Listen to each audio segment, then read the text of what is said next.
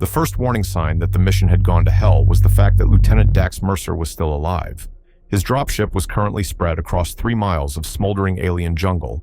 His squad was either dead or ghosting him harder than his ex-girlfriend, and to top it off, he was now crawling through the mud like a rejected action hero, trying to figure out how the hell to not die in the next 5 minutes.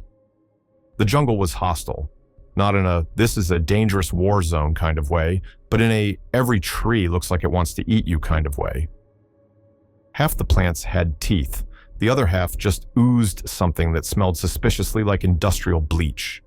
His suit AI was blinking every warning in existence, which in military terms meant you should already be dead. That's when he saw her, a 9-foot-tall alien supersoldier, slumped against a broken weapons cache, bleeding out from wounds that probably would have killed anything else. Her armor was scorched, shattered, and currently fusing to her skin in a way that seemed like a very urgent medical problem. She lifted her head, barely, one eye flickering open. Human. Her voice was deep, rough, and filled with the barely contained rage of someone who did not have time for this. Dax sighed, rubbing a hand down his face. "Oh, yeah, hi. Listen, you look like you're having a rough day, and my last 3 hours have been a series of catastrophic personal failures. So how about we skip the part where we threaten each other and move right to not dying?" She exhaled sharply. Whether in amusement or pain was unclear. "You should not be here." "Oh, trust me, I know." Dax crouched, scanning the wreckage. It was a massacre, the remnants of what was very clearly an elite alien strike team, now reduced to scorched armor and very unrecognizable biological chunks. The smell alone was horrifying. He looked back at her, who was watching him with the same exhausted expression as a veteran babysitter realizing their entire daycare just caught fire. "So, what happened here? Your squad got jumpy with the locals." Her jaw clenched. Ambush, energy weapon, biological degradation. I am the last. "Oh, cool, a horrifying new war crime. Love that for us." Dax sighed, reaching into his med pack. "All right, big girl, let's get you patched up so we can both pretend none of this ever happened." Her gaze flicked to the human's med pack, then back to his face. "You intend to help me?" "Yep." "You are aware that I will be dead within the hour?" "You say that, but I once saw a guy survive a point-blank explosion because his body armor absorbed the blast, so forgive me if I don't take about to die as a hard limit." She blinked slowly, as if mentally recalculating everything she thought she knew about humans. Then, "This is unwise." "Buddy, my entire presence here is unwise. Helping you is just me doubling down on a very bad day." Dax pulled out a bioscanner, barely holding in a grimace as red warning symbols flooded the display. Internal bleeding, toxic exposure, major spinal trauma. Great. He was trying to save an alien that had about as much structural integrity as a discount hovercar on its last engine update. She watched him, her massive body struggling for breath. "Why?" Dax raised a brow. "Why what?" "Why waste effort? No one else would." Dax snorted. "Yeah, well, I'm not everyone else." He pulled out an adrenaline booster, jammed it into her armor, and gave the plunger a satisfying click. She immediately convulsed, eyes snapping wide open in a way that suggested probably should have warned her first. Dax winced. "Okay, in hindsight, that was maybe not my best call, but hey, you're alive, right?" She let out a guttural snarl, and for a moment, Dax was pretty sure he was about to be turned into a human-shaped chew toy. Instead, she let out a slow, shuddering breath and muttered something in her language that definitely sounded like a curse. "You are reckless," Dax smirked. "Yeah, but you're still breathing, so let's call it a win." She stared at him for a long moment, then let her head drop back against the wreckage with a huff. "Foolish human," Dax just grinned. "Yep. Now, let's get moving before something tries to eat us." Dax had carried a lot of things in his life: gear, wounded teammates, the crushing weight of student debt. But carrying a 9-foot-tall, half-conscious alien warrior through a jungle that actively wanted to murder him was a new experience. His arms burned, his back was screaming, and somewhere in the last 20 minutes, he was pretty sure she'd broken one of his ribs just by existing. You are weak, she muttered, head slumped against his shoulder. And you are incredibly heavy. But I wasn't going to say anything, Dax shot back. The jungle around them was not improving. The deeper they went, the more the trees looked suspiciously sentient, and the ground had a weird habit of shifting when he wasn't looking. His suit AI had given up trying to make sense of it and was now just flashing a very unhelpful, proceed with caution warning. We are going the wrong way, she grumbled. Oh, I'm sorry. I didn't realize you were the one doing all the work, Dax said, shifting her weight. By all means, take over. I'll just sit back, sip a margarita, and watch while you navigate us to safety. She bared her teeth in what might have been a smirk, or just her preparing to bite him. He wasn't sure yet. Humans are insufferable. Oh, trust me, we know. Something moved up ahead. Dax froze mid-step, eyes locking onto the massive, insectoid creature slowly unfurling itself from the trees. It was at least 12 feet tall, covered in razor-sharp chitin, and currently staring at them like it had just discovered its next meal. His AI immediately flagged it as hostile, recommended course of action, immediate evasion. Wow, thanks for the tactical advice, buddy, Dax muttered.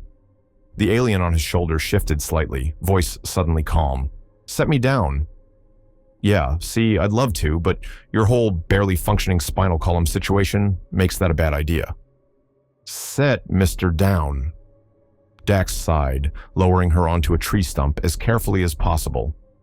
She let out a sharp breath, then reached for the jagged, broken blade strapped to her thigh. He had just enough time to process that before she launched it directly at the creature's eye socket. The blade sank in up to the hilt. The creature made a horrible gurgling screech, flailed for half a second, then collapsed, twitching.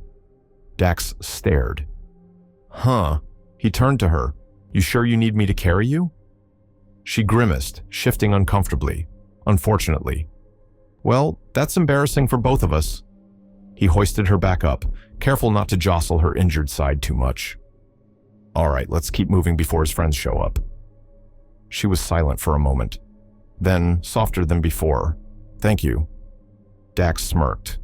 You're welcome. Try not to die before I get you somewhere useful, yeah? She let out a slow exhale.